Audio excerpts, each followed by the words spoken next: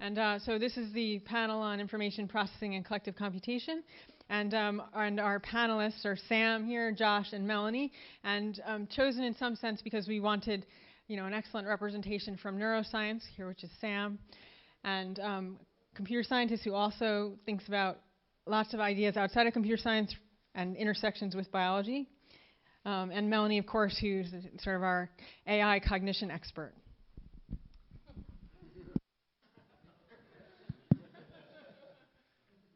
All right, so I'm a psychologist and a neuroscientist. I don't specifically work on scaling and universality, but I'm going to try to summarize a few important ideas, I think, that we know from cognitive science about scaling, and pay particular attention to the kinds of mechanisms that could plausibly produce those scaling laws. And what I hope is to draw some connections between scaling in the physical world and scaling in our heads, and that's something that maybe we can discuss further as a panel.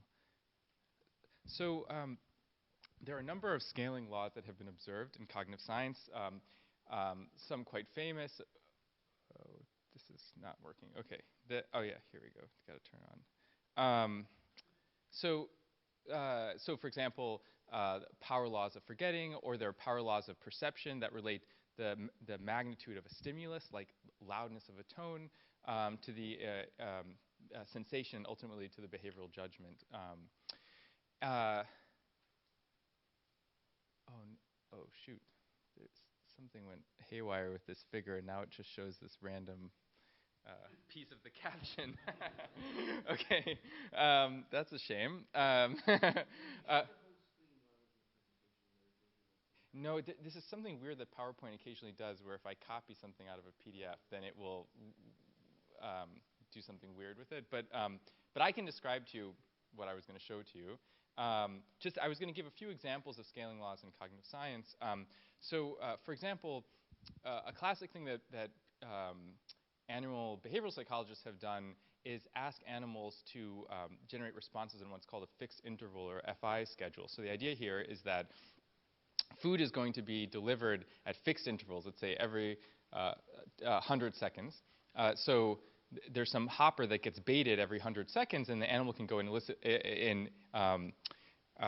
do a response, like a nose poke, that will allow it to get the reward when the hopper's been baited. And so the animal doesn't want to be responding constantly because that's a waste of energy. But it also has some timing uncertainty. What happens is that the animal will ramp up in its responses as elapsed time gets closer to the time at which it expects the hopper to be baited with food. Now, the important point for our purposes is that people have done experiments. There are many experiments where you can vary that fixed interval, possibly over orders of magnitude. Now, if you then rescale the responses and simultaneously rescale time, so the idea is that if I plot time, I plot relative response rate as a function of relative time. So relative response rate is the response at each moment of time, or the probability of responding at each moment of time relative to the terminal rate of responding, which would be elicited at the end of the fixed interval. And then you plot that against relative time, so elapsed time as a proportion of the fixed interval. Then all of these response rate curves superimpose on each other. In other words, there's a scaling law there that relates relative response to relative time. And you see that that kind of thing in many different psychophysical functions. Here's another example. Fortunately, this one is not messed up. So if you ask people to recall how many things they did over some period of time, either in the past, which is shown on the left, or or how many things that they plan to do in the future, so that's shown on the right, and then you do that in three different conditions. In one case, you ask them to recall all the things they did in the last day, or in the last week, or in the last year, and then or in the next day, or the next week, or the next year. And you plot that cumulatively as a function of how many opportunities they had to recall. So these are different recall sessions. Then these curves superimpose on each other. So the number of memories recalled seems to be somehow invariant to the time period over which this mental computation is being executed. So where do all these scaling laws come from? I don't want to necessarily suggest that they all have the same mechanistic origin. So for example, we know that certain kinds of scaling laws in the brain could arise because you have networks of neurons that are organized into a nonlinear dynamical system that exhibits criticality, and that has nothing necessarily to do with the kinds of psychological mechanisms that I want to talk about right now. But there is a connection a deep connection between psychology, neuroscience, and information theory that often goes under the rubric of efficient coding. And the basic idea here is that the brain's representational resources have limited bandwidth. So, for example, neurons, if we're thinking about encoding by a single neuron, that neuron has a limited dynamic range, and it has to figure out how to encode quantities within that limited dynamic range. And to do that efficiently. So from an information theoretic point of view, it wants to find an encoding function that is going to preserve as much information as possible relative to within its capacity limits. And I think one issue that came up with Jessica's talk, what is an error? That is a deep question that at some level, the answer to that question should really be located not in just in terms of information maximization, but in terms of rate distortion theory. So what is the distortion function that we're trying to optimize subject to the capacity limits of the communication channel?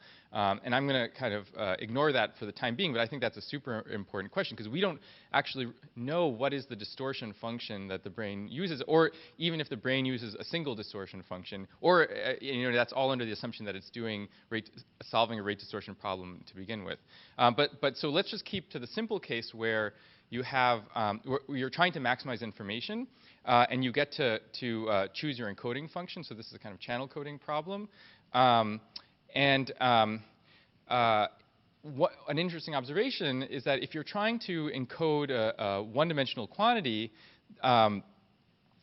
for a noiseless channel, what you want to do is something that's called the probability integral transform, is basically take that random variable and transform it via its cumulative distribution function. So in other words, you're recoding the stimulus according to its rank in the stimulus distribution. So now, of course, the first derivative of the CDF is the PDF, the probability density function. If we take, so what that implies is that if we see if we think that the encoding function used by a neuron, let's say, follows a power law, as would be implied by some of those laws that I showed you in the table, then that also implies, or that would be licensed under the assumption that the stimulus distribution that is being encoded is also a power law distribution. So this is a kind of a recipe for cognitive science research here, that if we can measure the stimulus distributions out there in the world, like the levels of light intensities or loudness and so on, or object sizes, and then look at the psychophysical functions and moreover measure the actual neural encoding functions, then we can make predictions based on the structure of the stimulus distributions about what the encoding function should be, disciplined by this assumption of efficient coding, which of course is really just a provisional hypothesis. But that's been very successful because we can, for example, show that, for example, the perception of, object size follows a power law distribution, and the perception of objects also seems to follow a power law psychophysical function. And so I think it's interesting that